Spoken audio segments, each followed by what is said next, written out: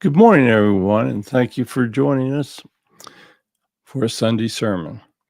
And especially thank you for joining us on this Palm Sunday. Today, we're going to have a very, very special message. We're going to we're going to be hearing the words of Mary, the mother of Jesus. She was with him on that Palm Sunday, and there are very few people that know him better than she did. So, Mary is here with us. We've been speaking with her. Let us begin with her message. Yes, everyone, thank you so much. I always enjoy being able to bring you messages. I always enjoy being able to speak with those of you that are such, shall we say, fans of my son. My soul was incredibly blessed, like no other soul, no other human soul has ever been. I was chosen to be the mother of Jesus, and there were many responsibilities that went with it. But I did my best, and I think that he turned out pretty well. I know that when my son speaks to you, he often talks of all of you doing your best to pass on his words, doing your best to live a good life, doing your best to help others and learn, teaching others, teach the young, all of the things that he speaks of. My son was the founder of Christianity. That is an amazing thing to say. He only spoke his words, his ministries, for 3 years. Now, he lived a full life before that. He was very happily married, he traveled, and he learned. He spent his entire life learning. He was always asking questions. He was always trying to help the poor. He was always trying to set an example. He wanted to set an example that people would follow. And amazingly, they followed his example for thousands of years. Today, there are billions of people that are celebrating Palm Sunday. It was a very special day in his life. It was the day that he went into Jerusalem.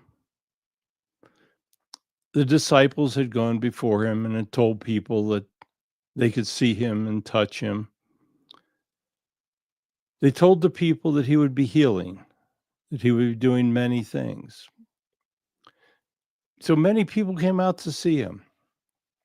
Probably in excess of 500-600 people lined the road to Jerusalem. He walked among them. I know the church says that he rode in on a donkey, but he wanted to be among the people. He knew that his time was growing short. He wanted to be able to touch the people, to speak to them, to hear them, to know what they had to say. Many people brought individuals that were sick, that needed healing. And as he walked down the path, he would walk up to those people, put his hands upon them, and he would heal them. He had these miraculous abilities that no one before him had ever had, and no one after him has ever had. Yes, there are many of his messengers that he has sent back that have the ability to heal, but they must do it through a prayer, and they must call upon my son's energy to do the healing. I never truly understood why he was so special until I returned to heaven, but when I found out that he was the Son of God, I could not believe it. I always knew he told us that he was the Son of God, and he explained that he did not want to be known as a god because the Romans still worshipped idols that they called gods.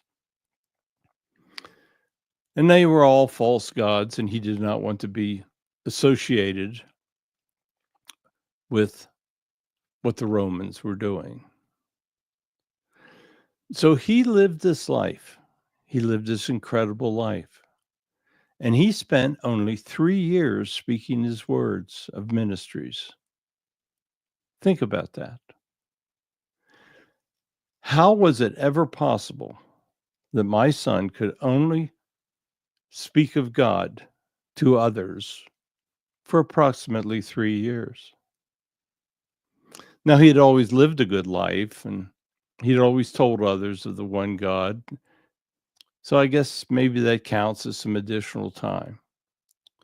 But it was only after John decided to baptize him that he truly committed to only speaking the words of God.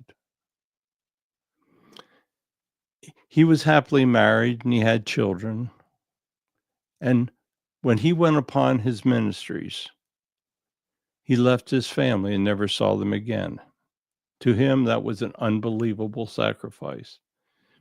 He loved his family so much, but he knew that if he mentioned them, that if anyone knew of them, that it could bring violence upon them. You see, one of the really special things about my son was he always knew what was going to happen to him. He always knew that he was going to die a violent death. He told us that he knew that there would be a possibility that the Romans would kill him, but he never spoke of it as being a certainty. You see, that's what helped make him special. The fact that he only ever spoke of God and not truly of his own human self. He sacrificed. He sacrificed his life, his family. He sacrificed everything that he had to speak of God and to try to bring others to understand the truth, the good words, the fact that their souls had everlasting life, and the fact that upon their passing they would go into this incredible place. Some referred to it as paradise, some as heaven. People didn't really know what he was talking about because you see, his concept of the afterlife was very different. Most of the people to whom he spoke were members of the Jewish faith, and they hadn't truly accepted an afterlife, so he was speaking things that were foreign to them. But these people, they wanted to believe that there was a heaven. They wanted to believe that there was a God. And they wanted to believe that their souls, and they did not have any comprehension of really what their souls were. They only knew what my son described to them. He told them that there was a spark of God in all of them, and they had trouble understanding this. You see, the people that he spoke with were very common people. They were uneducated. In those days, there was no way that the poor could find education. They could only learn by speaking to others. You could learn what their parents or relations taught them. But there were no schools for them. There were no organized places of education. So Jesus intentionally spoke to those who were poor and uneducated. When they were doing his life plan, they could have arranged for him to be among the rich, among the powerful. He could have chosen a life of luxury. He could have chosen to do whatever he wanted, after all. He was God. But his life plan dictated that he lived among the poorest, among those that were suffering so much from poverty.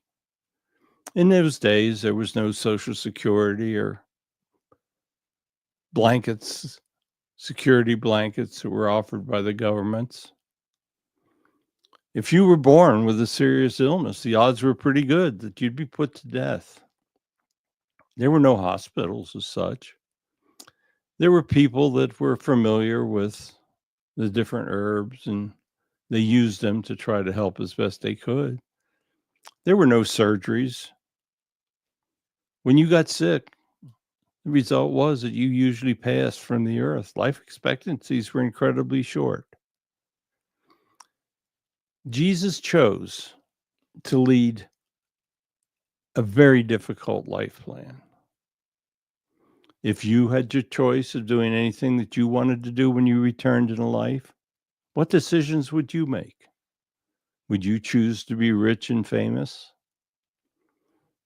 My son chose to live among the poorest of the poor, but he spoke words that made him famous.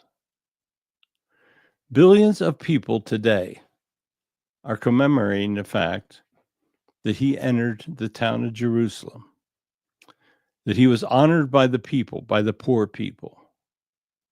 Now, what happened alienated the Pharisees, the Jewish priests. They saw how the people adored him, and they realized that possibly if this guy chose, he could be a real risk to them. You see, the Pharisees, even though they were called priests, were among some of the most evil people that existed at that time. They worked with the Romans for wealth, for power. The Romans never really understood the Jewish population, so they relied upon the Pharisees. They thought that these individuals could control the Jewish population. See, the Romans were all about control. My son was all about freedoms. He wanted the people to be able to worship the one God, and this was totally counter to what the Romans, and as it turned out, what the Pharisees were very much against. The Pharisees had heard the fact that this man could be the king of the Jews, and they did not want a powerful person that would be able to usurp their authority over the Jewish people. So they made the decision that they would put my son to death. First, they would torture him, and then they would put him on the cross. Generally, the cross was reserved for individuals that were not citizens of Rome. But they convinced the Romans that my son had performed actions that were against Roman law. Pilate did not understood that my son should not be put to death, but it was the Pharisees. They were so insistent. They brought people to the trial that jeered, that said, put him to death, crucify him, kill him. They did all the things they needed to influence Pilate because he was afraid of the Pharisees. He thought that they had the ability to have the Jewish people uprise against the Roman Empire, and he was sent there to keep peace. Pilate was not a bad person. I need to tell you that because many people blame him. He was put in a very bad position. He was sent to keep peace with the Jewish population. And those that were the leaders of the population were telling him the only way to keep peace was to kill my son. So he gave in, and you know what happened. But let me talk about Palm Sunday for a little bit here. It was probably the day of my son's greatest adoration from the people. He truly wanted to show the Jews, he wanted to show the Pharisees what it was like to be loved by the people who were the poorest, yet made up the bulk of the Jewish population. Oh, the Pharisees reacted. They started to plan, and that plan resulted in my son's death. But you see, that death resulted in my son's resurrection, something that had never, ever been done before on this earth. The resurrection is the true sign of everlasting life. Next week, you will celebrate Easter Sunday, which is the commemoration of the resurrection of my son. He is going to speak to you next Sunday. He will be where I am today, and he will be telling you this incredible Easter Sunday message. I hope that you tell your friends, and I hope especially that all of you who learn of it listen, because it will be very special. Because then you will be listening to a miracle, the miracle of actually hearing my son speak to you. Now he does it every week. Barry speaks his words.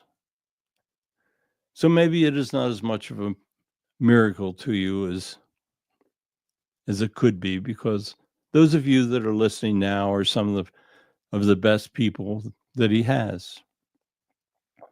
All of you that are listening are very faithful.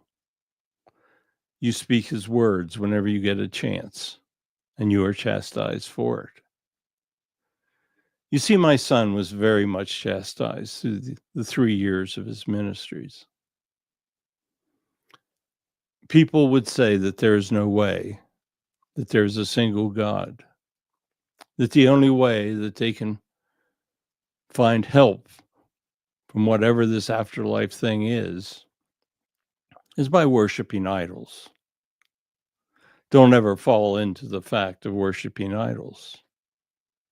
Now, I want to point out something to you. Money is an idol. Many people think that money is the only God that they need worship. Many people think that money is only for their own good. But truly, wealth is to help others. That is the entire reason why we give people great wealth. Many life plans incorporate this wealth, and many people use it to help others.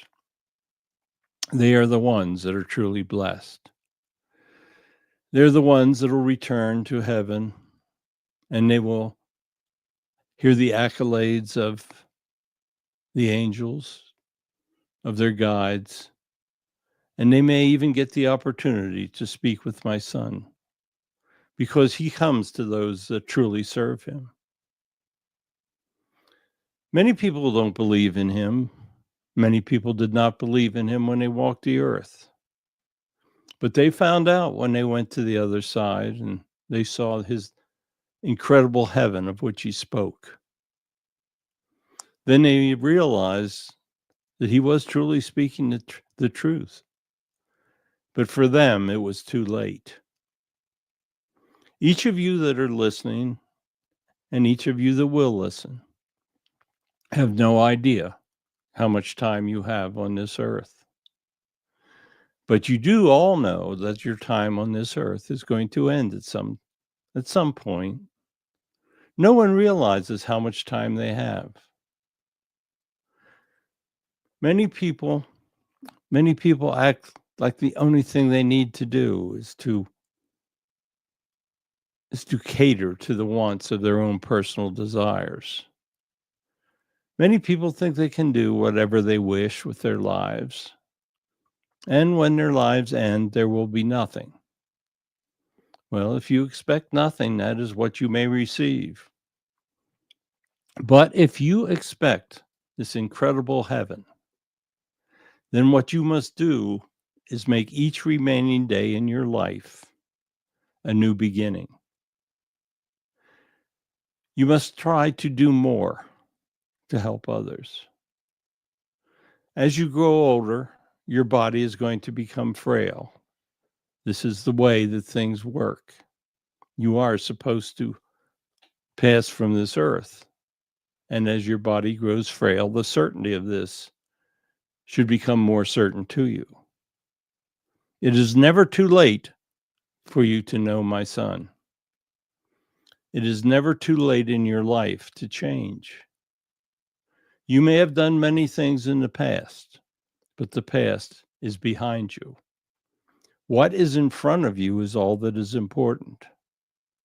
My son sacrificed everything to bring you words that will help lead you to living a good life and finding true happiness. On this Palm Sunday, I ask you, please do not let his sacrifices go in vain. Use the time that you have to listen to what he told you. The words are truly available. The gospel is a foundation. The Bible has many, many good things in it. There are things that have been exaggerated by man and are not believable. That is very true. You have the opportunity to hear his actual words spoken each Wednesday. You must take advantage of that. You should tell others of this wonderful miracle that they can participate in. If they are not told of it, many will not understand that it exists. The words of my son are all that you need to find happiness. He is an incredible individual. He lived this incredible life. And I want you to believe and understand that he sacrificed everything in his life so that he could bring words that would change your life's path every moment of every day. So I want to thank you so much. It is the day of commemoration. My son had one of the greatest days of his life on this, what you call Palm Sunday. Celebrate it. On Friday, commemorate his death. Feel the anguish that he went through, the pain. And then on Sunday, celebrate his resurrection. Because that is what he wants you to do. He wants you to know all of the great things that are waiting for you when you listen to his words. So goodbye. Thank you so much for coming and listening to me speak today. I hope that maybe some of you will listen and pay close attention. And I hope that you will bring others to hear these words. Many people say that Barry is speaking to the devil. I don't think the message you heard were the words of the devil today. Goodbye. I know my son is blessing everyone that is listening. I thank you so much for being who you are. Goodbye. Okay, guys. Can't do much better than that on Palm Sunday, can you? Wednesday, we'll be bringing you the weekly message, and I know it's going to be special. But next week, Jesus will be here as our guest, and you will hear a message from our Lord on the day that you commemorate his resurrection. So goodbye. Think of God. Think of Jesus and what he went through in sacrifice. He went from his greatest day to his most painful day to the miraculous day of resurrection. Goodbye, and we will be back again as often as he allows me to bring you messages.